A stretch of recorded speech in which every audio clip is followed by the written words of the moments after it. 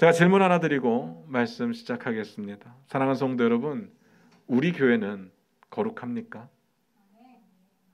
감사합니다. 그랬으면 좋겠습니다. 아멘이라는 말이 동의한다는 말도 있지만 그렇게 되기를 원합니다라는 뜻도 있기 때문에 아멘 맞습니다. 우리는 그렇게 해야 될 줄로 믿습니다. 그렇다면 이렇게 여쭤볼게요. 우리 교회가 거룩한지 안 한지 어떻게 알 수 있습니까?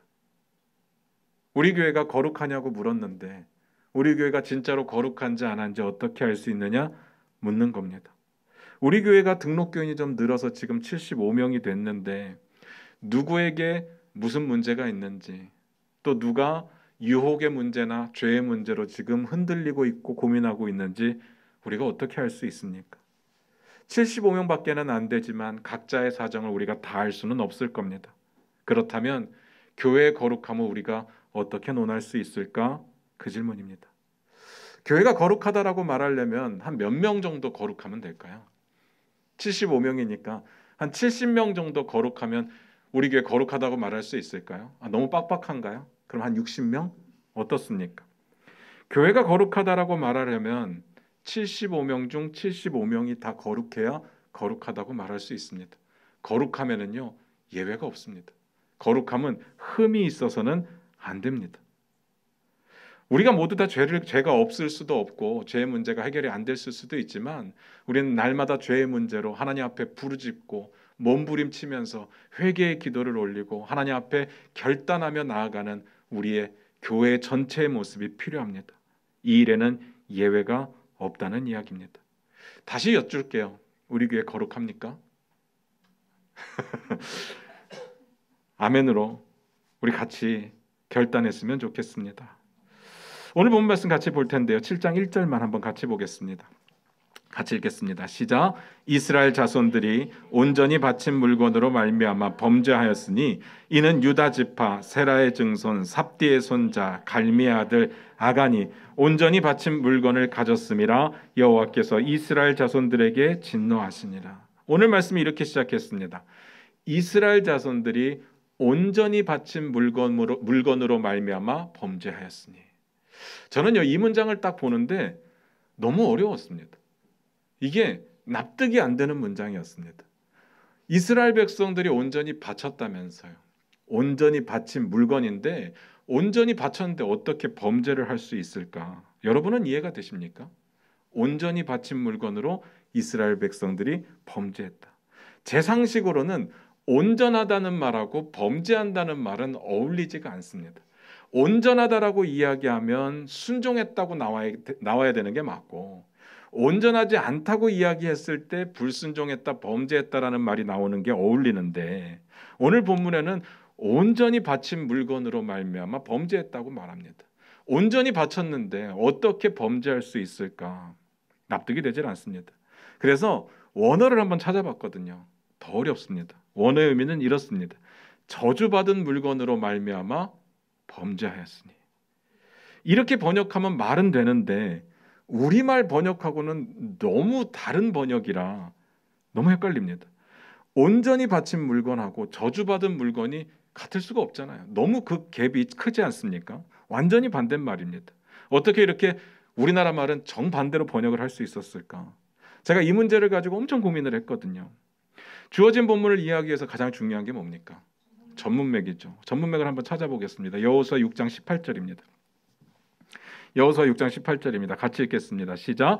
너희는 온전히 바치고 그 바친 것 중에서 어떤 것이든지 취하여 너희가 이스라엘 진영으로 바치는 것이 되게 하여 고통을 당하게 되지 아니하도록 오직 너희는 그 바친 물건에 손대지 말라. 여기도 온전이라는 말이 등장을 했는데요. 물론 이것도 번역이 정확하게는 아닙니다. 원어에는 저주받았다는 말이 나오고 우리말 번역에는 온전히 바쳤다는 말이 나오죠. 그래서 이렇게 봐서는 의미를 모르겠고 문맥을 봐서 그 의미를 좀 유추해 봐야 될 것 같습니다. 이 부분은 지난주에 우리가 봤던 내용입니다. 여호수아가 이스라엘에게 자기가 받은 하나님의 명령에 대해서 나름대로 해석한 내용을 전달하는 내용입니다. 어떻게 전달했는지 한번 보시기 바랍니다. 여리고에서 취한 것들은 하나님께 바쳐야 된답니다. 이거는 문제 없죠. 여리고를 함락시키고 전쟁에서 이겼기 때문에 거기서 취한 것은 하나님께 바쳐야 된다. 이거 지난주에 말씀드렸습니다. 뭐 가축이나 사람은 다 죽여야 되고요. 그리고 곡식이나 나머지 것들은 다 불태워야 되고 금, 은, 동철, 기구들은 하나님의 집 곳간에 드려야 됩니다. 지금 그 이야기를 하는 겁니다. 여기까지는 문제 없습니다. 그러면 이게 우리 번역 말한 대로 온전히 바치는, 하나님께 드리는 물건이 맞을 가능성이 크죠. 그런데 뭐가 문제가 되는가 하면 이렇게 바쳐야 되는 것 중에 사람들이 손을 대면, 마음대로 취하면 어떻게 된다고 했습니까? 너희가 이스라엘 진영으로 이렇게 바치는 물건이 된다고 말합니다. 이게 무슨 말일까요? 좋은 뜻일까요? 나쁜 뜻일까요? 여기서 문제가 생기는 겁니다. 우리가 무슨 말인지 한번 살펴보려면 하나님께 드려야 될 것에 손을 댔을 때 어떤 일이 일어나는가 그걸 봐야 되는데 그 물건과 똑같이 되는 것이 좋으냐 나쁘냐 그걸 묻는 거잖아요. 이렇게 생각하셔야 됩니다. 지금 하나님께 바치는 물건들은 하나님께 드리는 게 맞아요. 바치는 게 맞습니다. 그런데 이게 평소처럼 집에서 잘 준비해가지고 정성스럽게 준비해가지고 하나님께 드리는 제사에 제물로 드리는 그런 개념은 아니었습니다. 하나님이요 그 땅에 들어가면 다 진멸하라고 했습니다. 다 태워버리고 다 죽여버리라고 했습니다. 다만 금은 동철만 하나님의 집 곳간에 드리라고 했는데 이게 바치는 개념입니다. 그러니까 한마디로 따지면 전리품을 이야기하는 겁니다. 이 전리품은 거룩한 것일까요? 저주받은 것일까요? 지금 여리고 입장에서 보면 그 물건들은 패배를 나타내는 겁니다. 전리품이니까. 이스라엘의 입장에서 보면요, 저주받은 땅, 진멸당한 땅의 물건들을 이야기하는 겁니다. 그 물건들이 어디서 어떻게 쓰였을지 아무도 모르는 겁니다. 그러니까 이 물건들을 하나님의 곳간에 드렸을 때는 그건 하나님의 명령이기 때문에 괜찮은데 이 물건들이 그리로 향하지 않고 각 개인의 손에 들려 있을 때는 이건 문제가 되는 겁니다. 저주받은 땅에서 하나님이 심판하시는 땅에서 저주받은 물건을 들고 있기 때문에 그 물건처럼 그도 저주받은 사람이 된다 그 뜻입니다. 오늘 본문이 그런 이야기입니다. 이해가 되십니까? 7장 1절을 그 개념으로 다시 보도록 하겠습니다. 같이 읽겠습니다. 시작. 이스라엘 자손들이 온전히 바친 물건으로 말미암아 범죄하였으니 이는 유다 지파 세라의 증손 삽디의 손자 갈미의 아들 아간이 온전히 바친 물건을 가졌음이라 여호와께서 이스라엘 자손들에게 진노하시니라. 온전히 바쳐졌어야 되는 물건, 다시 말해서 저주받은 물건을 취했기 때문에 여호수아가 경고한 대로 이스라엘 진영이 그 물건처럼 되었습니다. 저주받았다는 뜻입니다. 고통을 받게 됩니다. 이해가 되십니까? 근데 문제는요, 7장 1절에서 이렇게 말을 했다는 겁니다. 제가 이름을 다 못 외우니까 이해해 주시기 바랍니다. 누구의 증손, 누구의 손자, 누구의 아들 아간이 온전히 바친 물건으로 범죄했다. 범인이 나왔습니다. 아간이 범죄한 거잖아요. 아간 한 사람이 죄를 지었습니다. 아간이 저주받은 물건에 손을 댔기 때문에 아간이 저주받은 사람이 되었고 아간이 고통당하면 됩니다. 그런데 성경은 이렇게 표현했습니다. 이스라엘 자손들이 범죄했다. 아간이 손을 댔다니까요. 아간이 저주받으면 말이 돼요. 근데 성경은요, 이스라엘 자손들이 범죄했다고 말합니다. 너무 어렵습니다. 너무 납득이 안 되죠. 아마 오늘 말씀을 다 듣고 나도 이 부분은 명쾌하게 시원하게 해결되지는 않을 겁니다. 늘 말씀드리지만 모르는 것은 모르는 채로 남겨두도록 하겠습니다.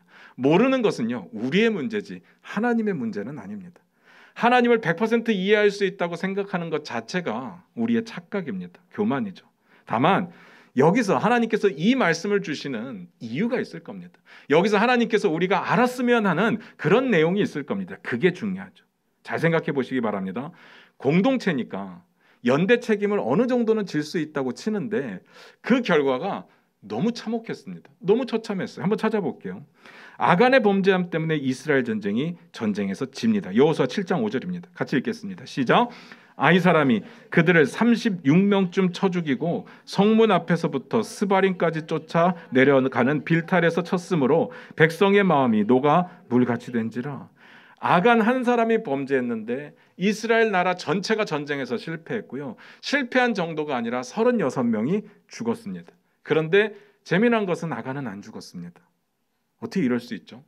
또 하나 아간의 범죄함 때문에 이것에 대해서 징벌을 하는데 아간만 죽이는 게 아니라 아간의 온 가족을 함께 죽입니다. 이것도 한번 찾아볼게요. 7장 24절부터 25절입니다. 같이 읽겠습니다. 7장 24절부터 25절 시작. 여호수아가 이스라엘 모든 사람과 더불어 세라의 아들 아간을 잡고 그 은과 그 외투와 그 금덩이와 그의 아들들과 그의 딸들과 그의 소들과 그의 나귀들과 그의 양들과 그의 장막과 그에게 속한 모든 것을 이끌고 아골 골짜기로 가서 여호수아가 이르되 내가 어찌하여 우리를 괴롭게 하였느냐 여호와께서 오늘 너를 괴롭게 하시리라 하니 온 이스라엘이 그를 돌로 치고 물건들도 돌로 치고 불사르고. 아간이 잘못했으면 아간만 죽이면 됩니다. 그런데 왜 온 가족이 이렇게 처참한 봉변을 당하게 되었을까? 너무 궁금합니다. 저만 궁금한가요? 여러분은 안 궁금한 표정인데 어쨌든 너무 궁금합니다. 그런데 이건 역시도 오늘 말씀을 통해서 그 의미를 찾아보지는 못할 겁니다. 그런데 분명히 여기에도 하나님께서 주시는 메시지가 있을 겁니다. 그것을 찾아보는 것이 오늘 본문을 보면서 우리가 해야 할 일입니다. 다만 여기서 좀 짚고 넘어갈 게 있습니다. 이야기를 드리고 싶은 게 있는데 여호수아가 여리고를 정탐할 때 2명의 정탐꾼을 보내잖아요. 그 2명의 정탐꾼이 여리고에 들어가서 라합을 만납니다. 라합에게서 귀한 정보를 얻고 또 라합 때문에 목숨을 부지하게 되죠. 그래서 그 일의 결과가 어떻게 나타나느냐 6장 17절을 한번 볼게요. 여호수아 6장 17절입니다. 같이 읽겠습니다. 시작. 이 성과 그 가운데 있는 모든 것은 여호와께 온전히 바치되 기생 라합과 그 집에 동거하는 자는 모두 살려주라. 이는 우리가 보낸 사자들을 그가 숨겨주었음이니라.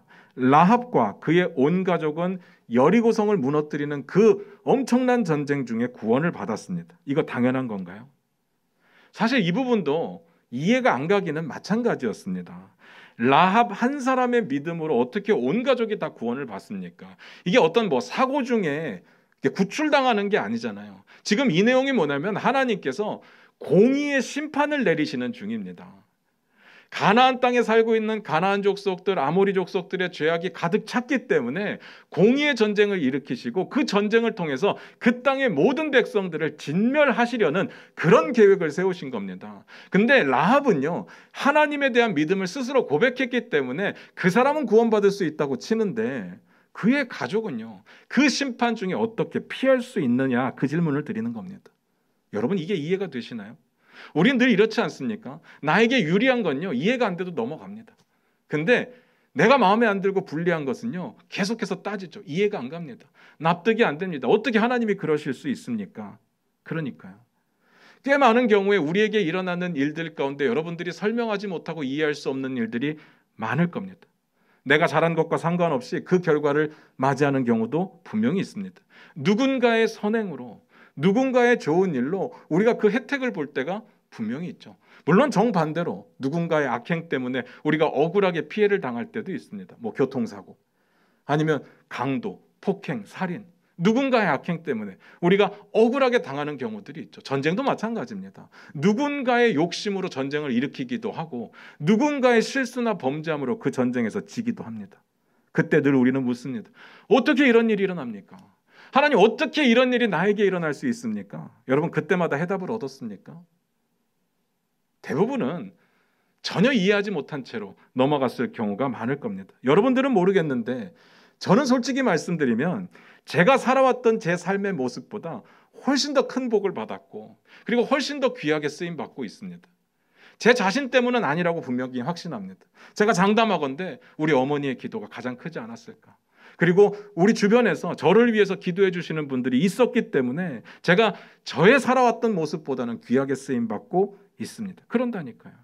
그러니까 이 부분에 대해서 결론적으로 말씀드리면 하나님께 맡기셔야 됩니다. 이건 절대적으로 하나님께 맡기셔야 됩니다. 하나님은 공의 하나님이시고 사랑의 하나님이십니다. 우리가 이해할 수 없어서 알고 싶은 거 괜찮습니다. 모르는 것에 대해서 궁금해하는 거 괜찮습니다. 그런데 하나님의 공의를 의심한다, 하나님의 선하심과 사랑을 의심한다, 이건 해서는 안 된 일입니다.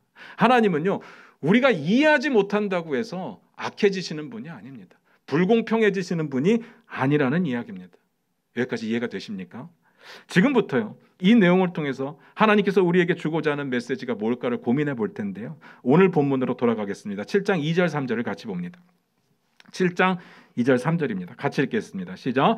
여호수아가 여리고에서 사람을 베델 동쪽 베다인 곁에 있는 아이로 보내며 그들에게 말하여 이르되 올라가서 그 땅을 정탐하라 하매 그 사람들이 올라가서 아이를 정탐하고 여호수아에게로 돌아와 그에게 이르되 백성을 다 올라가게 하지 말고 2-3천 명만 올라가서 아이를 치게 하소서. 그들은 소수이니 모든 백성을 그리로 보내어 수고롭게 하지 마소서 하므로.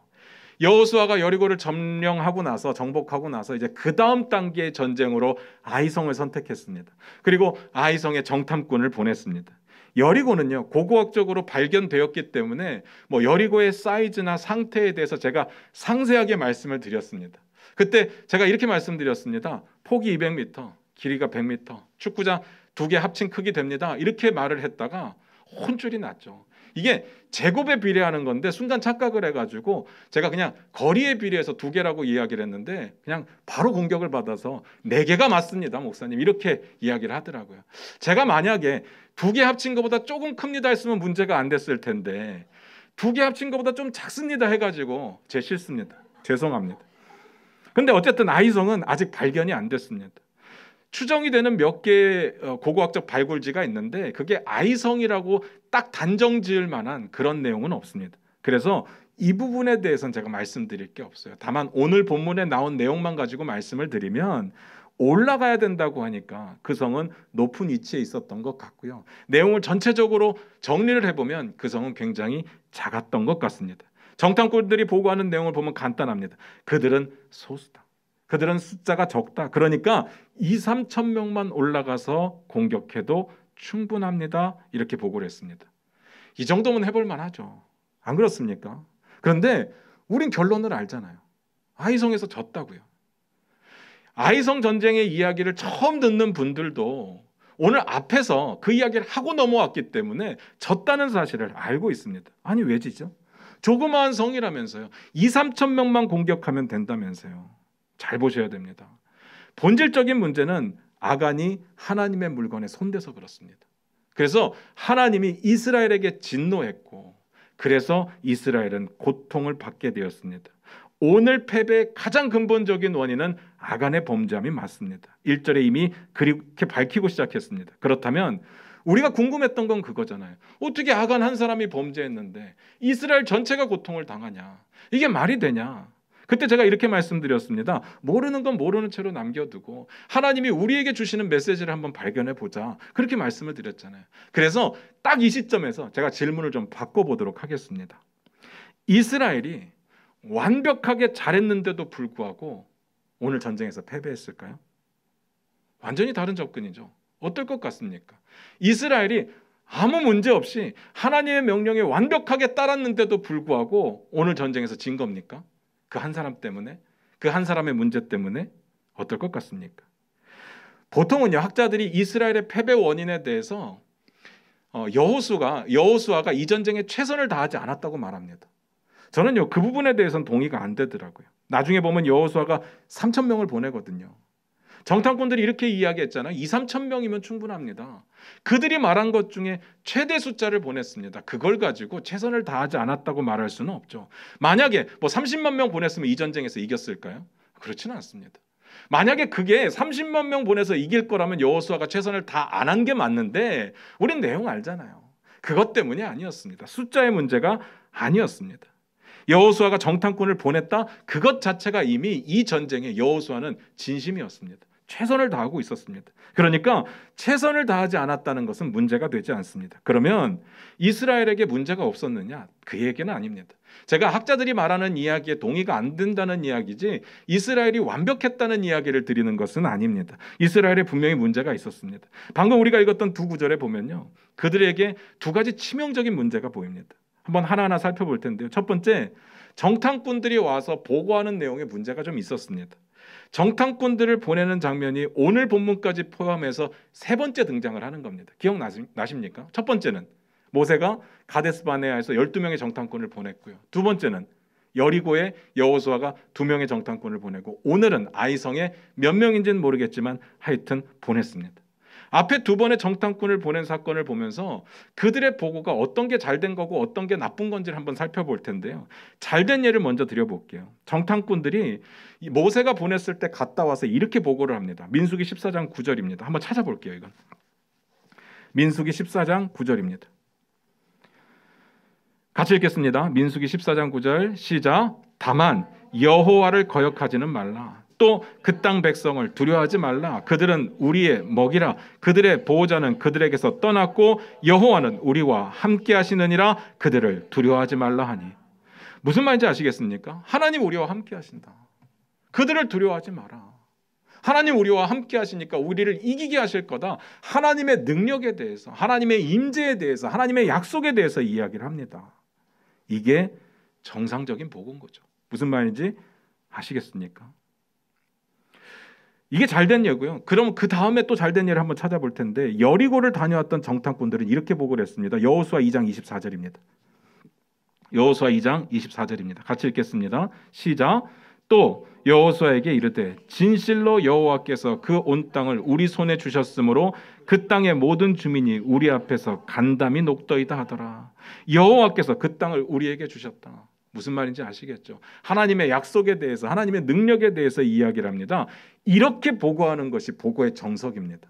이거 기억하셔야 됩니다. 그렇다면 잘못된 예도 있을 텐데 어떤 게 잘못됐는가 하면요. 이게 잘 들어보시기 바랍니다. 모세가 12명의 정탐꾼을 보냈을 때 2명은 제대로 된 보고를 했고 10명은 갔다 와서 이스라엘을 혼란 가운데 빠뜨리는 보고를 했습니다. 민수기 13장 32절부터 33절 한번 찾아서 읽어보겠습니다.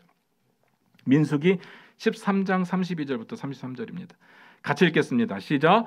이스라엘 자손 앞에서 그 정탐한 땅을 악평하여 이르되 우리가 두루 다니며 정탐한 땅은 그 거주민을 삼키는 땅이요 거기서 본 모든 백성은 신장이 장대한 자들이며 거기서 네피림 후손인 아낙 자손의 거인들을 보았나니 우리는 스스로 보기에도 메뚜기 같으니 그들이 보기에도 그와 같았을 것이니라. 차이가 느껴지십니까? 상황만 이야기합니다. 자기네들의 상태만 이야기합니다. 지금 이 보고에는 하나님의 능력도 없고 하나님의 약속도 없고 하나님의 임재도 없고 아무것도 없습니다. 지금 상황이 안 좋다는 이야기를 하는 겁니다. 그래서 가면 안 된다. 무슨 말인지 아시겠죠? 여러분 잘 생각하셔야 되는 게 정탐을 보내는 이유가 뭡니까? 지금 전쟁을 할지 말지를 알아보라고 보내는 게 아닙니다. 하나님의 뜻이 이미 정해져 있습니다. 전쟁은 하는 건데 하기 위해서 거기에 상황을 보고 오라는 이야기입니다. 그런데 그들이 갔다 와서는 하면 안 된다고 이야기를 하는 거예요. 엉뚱한 이야기를 하는 겁니다. 그러면 오늘 나온 정탐꾼들의 보고는 어떻습니까? 괜찮나요? 아니면 좀 안 좋나요? 어떻습니까? 40년 전에 10명의 정탐꾼들의 부정적인 보고하고는 좀 다르죠. 그렇게 말하지는 않았습니다. 그러나 오늘 보고한 사람들의 내용을 보면요. 거기에도 하나님의 약속, 하나님의 능력 이런 건 없습니다. 자기들 이야기만 해요. 상황 이야기만 합니다. 이거 헷갈리시면 안 됩니다. 이게 긍정적인 이야기라고 다 하나님의 뜻은 아니에요. 우리 이 부분에서 굉장히 헷갈립니다. 좋은 이야기하고 긍정적인 이야기하고 희망에 찬 이야기를 하면 그게 하나님의 뜻이라고 생각하는데 하나님의 뜻과 하등에 상관없는 경우들도 분명히 있다는 이야기입니다. 정탐꾼들은요. 자기 판단을 하고 있습니다. 자기가 결론 짓고 있습니다. 그들의 생각이 긍정적인 것뿐인 거죠. 이 부분도 마찬가지입니다. 그곳 상황을 보고 오라고 한 겁니다. 그런데 그들은요. 전쟁의 결론을 이야기합니다. 가면 이긴다. 제가 지난주에 그런 이야기 드렸던 거 기억나십니까? 하나님께서 왜 여리고를 이스라엘 백성들이 하루에 한 바퀴씩 돌라고 하셨는지, 왜 7일 동안 돌라고 하셨는지, 왜 침묵하며 돌라고 하셨고 7번째 날 7번째는 왜 소리를 지르라고 하셨는지, 그게 도대체 여리고를 무너뜨리는 것하고 무슨 상관이 있는데요? 왜 그렇게 하셨습니까? 제가 그때 그렇게 말씀드렸죠. 순종, 온전한 순종을 요구하는 거라고 말씀을 드렸습니다. 그러면서 드렸던 이야기가 하나님께서 이스라엘이 두려워 떠는 것도 원하지 않으셨지만 자만하고 교만하는 것도 원하지 않습니다 라고 말씀을 드렸습니다. 여리고성은요 이스라엘 입장에서 만만했습니다. 제가 보기엔 그래요. 많은 분들은 두려워했다고 생각하는데 저는 아닌 것 같아요. 여기에는 두려움이 없어 보입니다. 이미 두려움은 할례 받을 때 끝났다고 생각합니다. 만만했죠. 해볼만 했습니다. 여리고를 둘 때 전혀 두려울 게 없었습니다. 그래서 하나님께서는요 그렇게 좋아 보이는 상황에 만만한 상황에, 그런 상황에서도 이스라엘 백성들에게 온전히 순종할 것을 원하셨던 겁니다. 이 부분이 중요하죠. 상황이 좋던 상황이 나쁘던 순종해야 됩니다. 그래서 우리가 보기에는 말도 안 되는 요구를 하셨던 겁니다. 오늘은 어떻습니까?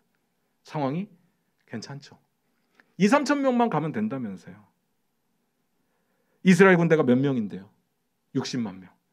뭐 요단강 동편에 몇 명 떼놓고 왔는데 한 10만 명 뗐다고 치고요. 50만 명 이상은 지금 여기 있거든요.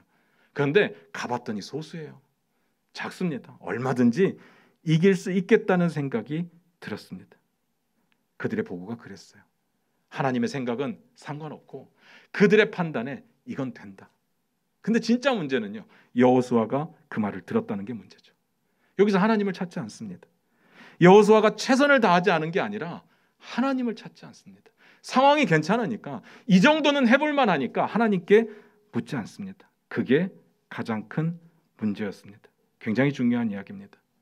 수많은 사람들이 이렇게 이야기를 합니다. 목사님, 제가 힘들 때는요, 새벽 기도도 하고 목요 찬양 예배도 나오고 열심히 나왔는데 일이 좀 잘 되니까 바쁘기도 하고 그렇게 하나님을 찾는 게 게을러지더라고요. 알면 하시면 됩니다. 상황이 좋을 때 하나님 찾으시면 됩니다. 상황이라는 건요, 변하게 되어 있습니다. 좋다가 나빠질 수도 있고 나쁘다가 좋아질 수도 있습니다. 변하는 건요, 진리가 될 수 없습니다. 진리가 아닌 것에 여러분이 의지해서는 안 됩니다. 진리가 아닌 것을 믿어서는 안 됩니다. 상황을 믿으면 안 돼요. 변하지 않는 건 하나님밖에 없습니다. 하나님을 믿어야죠. 안 그렇습니까? 그리고 여호수아와 이스라엘에게 또 문제가 하나 있었는데 3절 끝부분에 이렇게 나와 있습니다. 모든 백성을 그리로 보내어 수고롭게 하지 마소서. 저는 이 부분을 읽는데 가슴이 너무 아팠어요. 정탐꾼들의 이야기가 꼭 무언가를 꼬집어서 말하는 것 같은 뼈대 있는 가시 있는 그런 이야기처럼 들렸습니다. 아이성 전쟁은 가나안에 들어와서 두 번째 치르는 전쟁이니까 그들이 뭔가를 염두에 두고 이야기하고 있다면 딱 하나밖에 없습니다. 여리고 함락 전쟁. 그 전쟁을 수고롭다고 본 겁니다. 그때는 수고로웠으니까 이번에는 좀 백성들 힘들게 하지 마시고 수고롭게 만들지 마시고 좀 편하게 갑시다. 2, 3천 명이면 충분합니다. 그런 뜻입니다. 잘 생각해 보세요. 그들이 뭘 했는데요? 여리고를 무너뜨릴 때 그들이 뭘 했는데요? 여리고성이 무너져 내린 것은 그들이 성실하게 하루에 한 바퀴씩 돌아서가 아닙니다. 마지막 날 7번째 돌 때 소리를 진짜 효과적으로 배에 힘주고 엄청 크게 질러서가 아닙니다. 하나님이 무너뜨리신 거잖아요. 그들이 한 게 아무것도 없습니다. 여기서 중요한 건요, 하나님께서 일으키신 공의의 전쟁이 하나님께서 승리를 외치실 때 이스라엘 백성들이 어떻게 동참하는지를 보여주신 겁니다. 어떻게요? 오직 순종. 그런데 이스라엘 백성들이 그렇게 생각한 겁니다. 이거 수고롭다. 수고롭다. 그들이 생각하기에요, 하루 한 바퀴씩 도는 게 좀 귀찮았습니다. 소리 크게 지르는 거 마음이 불편합니다. 그리고 평소에는 침묵하면서 도는 거요, 어이가 없죠. 지금 우리가 군인이 몇 명인데요, 여리고성 아무리 커봐야 몇 명 안 되는데 우리가 가서 하면 이길 수 있는데 굳이 이렇게까지 하면서 이겨야 되느냐, 그 마음이 들었다는 겁니다. 하루 한 바퀴씩 6일 동안 7일째는 7바퀴 조용히 하다 소리 지르고 다 귀찮아요. 수고롭다고 여겼습니다. 여리고성을 바라보는 마음은 제 해석인데 아이성을 바라보는 마음은 성경에 그렇게 기록되어 있습니다. 모든 백성을 그리로 보내어 수고롭게 마소서. 그들은요, 이렇게 하는 게 수고롭다고 생각했습니다. 하나님의 도우심이 굳이 필요 없었습니다. 우리의 모습 같지 않습니까? 조금 잘 된다고 생각하면, 조금 내가 할 수 있다고 생각이 되면 뭐하러 굳이 하나님께 기도합니까? 우리가 하나님을 안 믿어서가 아니라 하나님을 믿지만 굳이 하나님을 그렇게 번거롭게 할 필요가 있을까? 좀만 잘 되면 우리 그렇게 이야기하죠. 결론이 어떻게 됩니까? 7장 4절부터 5절 같이 읽겠습니다. 시작. 백성 중 3,000명쯤 그리로 올라갔다가 아이 사람 앞에서 도망하니 아이 사람이 그들을 36명쯤 쳐 죽이고 성문 앞에서부터 스바림까지 쫓아가 내려가는 비탈에서 쳤으므로 백성의 마음이 녹아 물같이 된지라. 여호수아는 그들이 말한 것 중에 최대 숫자 3,000명을 보냈습니다. 최선을 다했어요. 그런데 아이 사람 앞에서 비참하게 도망을 갑니다. 도망가는 것으로 끝난 게 아니라 그들이 쫓아오면서 36명을 죽였고요. 36명 죽이는 것으로 끝난 게 아니라 스바림이 어딘지 모르겠지만 스바림까지 쫓아내려오면서 죽였습니다. 얼마나 수치스럽습니까? 그리고 그들의 마음이 녹아서 물같이 되었다고 했습니다. 충격적입니다. 지금 이 마음 상태, 간담이 녹는 거, 마음이 녹는 거, 원래 이거 누구의 마음 상태여야 됩니까? 가나안에 사는 사람들이요. 가나안에 있는 아모리 족속들, 가나안 족속들의 왕들의 마음 상태가 간담이 녹았었습니다.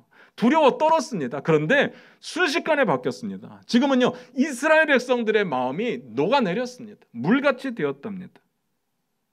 여러분 잘 생각하셔야 됩니다. 우리가 이 장면을 보면서 분명히 깨달아야 되는 게 뭐냐면요, 원래 하나님 없는 이스라엘 백성들은요, 이 모습이었습니다. 하나님의 도우심이 없는 이스라엘 백성들은 이길 수가 없었습니다. 아무 힘이 없었습니다. 그런데 하나님과 함께하면서 좀 이기다 보니까 우리도 잊어버렸습니다. 잊고 지냈습니다. 이번에 보니까 상황이 좋아 보입니다. 뭐 굳이 하나님까지 귀찮게 하루에 한 바퀴씩 또 돌라고 하면 어떡하나. 하나님의 뜻을 따르는 게 수고로워 보였습니다. 우리도 수고롭고 하나님도 굳이 귀찮게 할 것 같고, 그 결과는 참혹하죠. 전쟁에서 36명 죽은 게 뭐가 그렇게 대단하겠습니까? 라고 하겠지만, 전쟁의 숫자로는 크지 않을지 모르겠지만 세상에 그냥 죽어도 되는 사람이 어디 있겠습니까? 이 36명도 누군가에는 아빠일 테고, 누군가에게는 아들일 테고, 누군가에는 형제일 텐데 다 귀하고 귀한 사람들이 이 전쟁에서 죽었습니다. 큰 피해였죠. 이제부터 이스라엘이 싸워야 될 게 하나 늘었습니다. 이전까지는요, 두려움과만 싸우면 됐습니다. 하나님 늘 그렇게 말씀하시잖아요. 두려워 말라, 놀라지 말라, 내가 너와 함께 하겠다. 그런데요, 이제 싸울 대상이 늘었습니다. 뭡니까? 교만, 자만. 이제 자만과 싸워야 했습니다. 여기까지 이해가 되십니까? 다시 원론으로 돌아갈게요. 이 전쟁에서 왜 졌다고요? 가장 근본적인 이유는 아간 한 사람의 범죄함 때문에 진 겁니다. 아간 한 사람이 손대면 안 되는 물건을 손댔고, 하나님께서 이스라엘에게 진노하셨고, 이스라엘에게 진노하시니까 그들이 고통을 당한 겁니다. 근데 우리가 궁금한 건 그거잖아요. 아간 한 사람이 범죄했는데 왜 이스라엘 전체가 고통을 당합니까? 이거 궁금하잖아요. 그래서 우리가 살펴본 겁니다. 이스라엘에겐 문제가 없었을까? 살펴보다 보니까 이스라엘에게 문제가 엄청 많았습니다. 다시 묻겠습니다. 오늘 이 전쟁을 이스라엘이 왜 졌습니까? 아간의 범죄함 때문입니까? 아니면 이스라엘의 부족함 때문입니까? 교만 때문입니까? 뭔 것 같습니까? 아간의 범죄함 때문에 졌다고요. 성경에 그렇게 나오잖아요. 성경에 분명히 그렇게 기록되어 있잖아요. 그러면 여러분 마음속에 뭐야? 뭔 얘기를 하는 거야? 지금 방금 이스라엘 백성들의 교만함이 있었다면서 그렇게 말하지 않겠습니까? 잘 들으세요.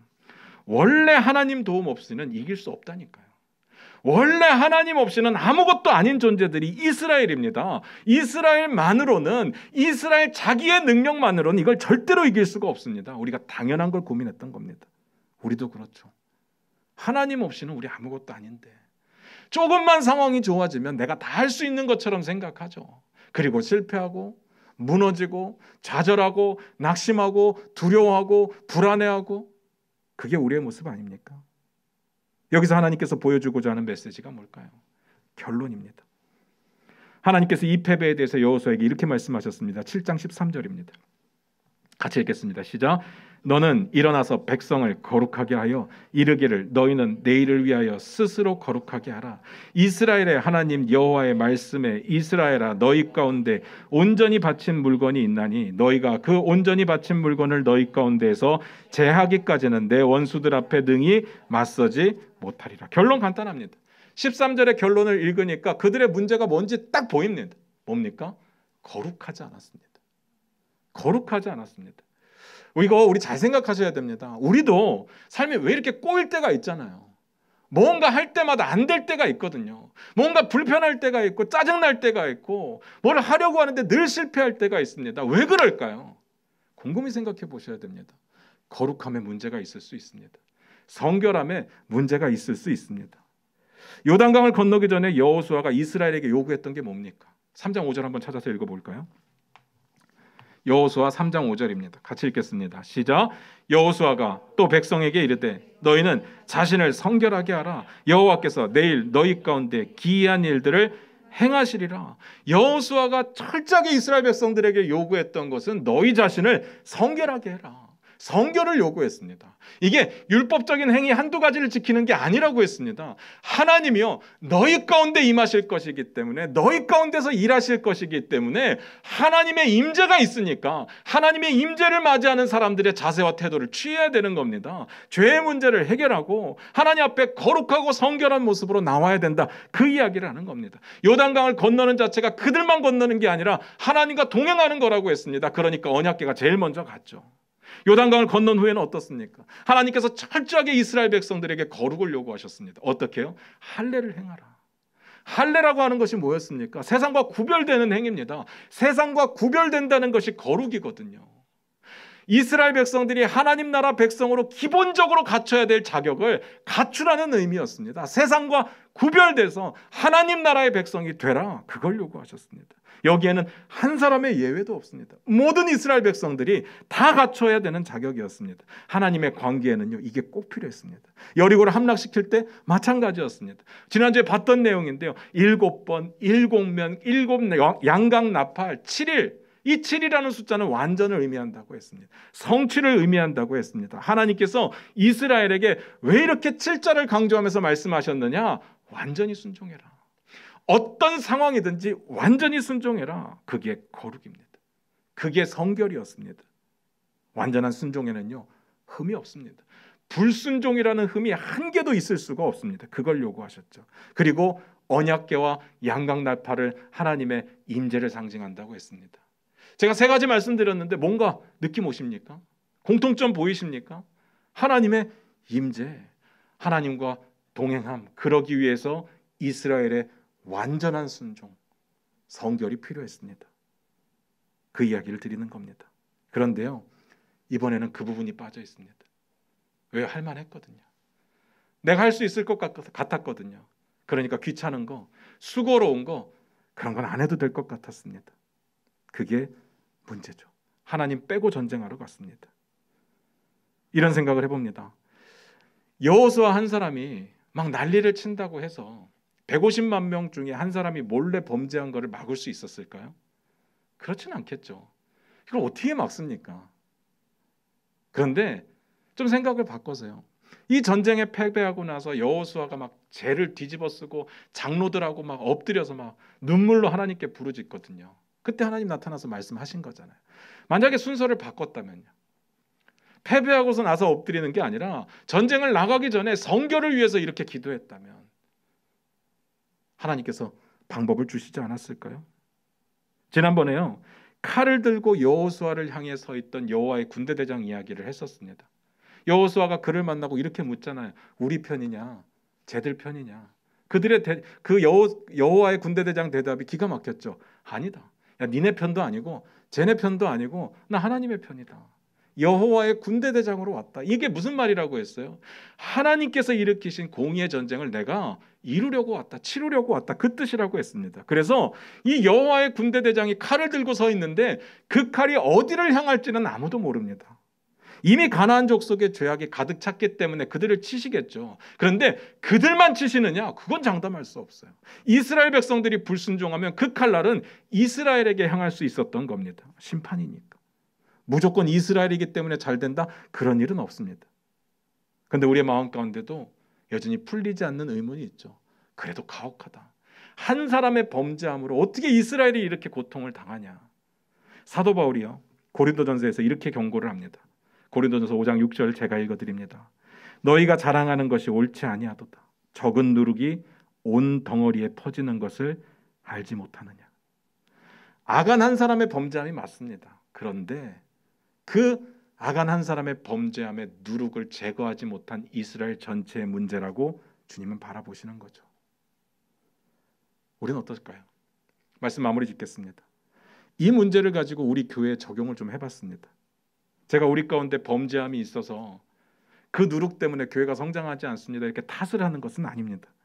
우리가 함께 풀어가야 될 성결의 문제가 분명히 있다고 말씀드리는 겁니다. 개인의 성결도 중요한데 교회 공동체로서의 성결도 분명히 관심 가져야 됩니다. 우린 교회니까, 우린 함께니까, 우리는 하나니까. 요즘 코로나로 힘든 게요, 단순하게 만나지 못해서 힘든 거는 아닐 겁니다. 그건 그냥 세상의 관계가 힘든 거지, 교회가 힘든 이유는 단순하게 모이지 않는다가 아니라 모일 수 없기 때문에 서로를 위해서 기도할 수 없고, 서로를 위해서 신경 쓸 수 없고, 서로를 위해서 희생할 수 없고, 서로를 위해서 헌신할 수 없고, 서로의 성결함에 대해서 같이 나누고 기도할 수 없기 때문에 그래서 힘든 겁니다. 우리 중에 누가 힘들어하는지, 우리 중에 누가 문제가 있는지, 우리 중에 누가 죄의 문제로 고통받고 있는지 알 수가 없습니다. 알 수가 없으니까 그를 위해 기도할 수도 없고 함께 붙잡아 줄 수도 없는 겁니다. 그게 가장 큰 문제죠. 야고보서에 이런 구절이 있습니다. 제가 읽어드릴게요. 그러므로 너희 죄를 서로 고백하며 병이 낫기를 위하여 서로 기도하라. 의인의 간구는 역사하는 힘이 큼이니라. 잘 생각하셔야 됩니다. 왜 우리의 기도가 힘이 없을까? 왜 우리가 기도하면 낫는다고 했는데 낫지 않을까? 왜 우리가 여러 가지 문제를 놓고 기도하는데 해결되지 않을까? 야고보서의 이야기만 놓고 보면요, 전제가 있습니다. 서로 죄를 고백하며. 서로 죄를 고백한다는 게 그냥 죄를 다 드러내라는 이야기가 아니라 교회의 성결함의 문제를 함께 고민하라는 이야기입니다. 우리에게 이 부분이 없기 때문에 교회가 힘이 없죠. 이렇게 묻고 싶습니다. 우리 교회 거룩합니까? 우리 교회 서로의 성결함을 위해서 세워주기 위해서 애쓰고 있습니까? 얼마나 관심 갖고 있고, 얼마나 서로 사랑하고 있고, 얼마나 서로 기도하고 있습니까? 이건요, 교회가 생존하는 굉장히 중요한 길일 줄로 믿습니다. 하나님은 우리에게 거룩을 요구하십니다. 기도하겠습니다.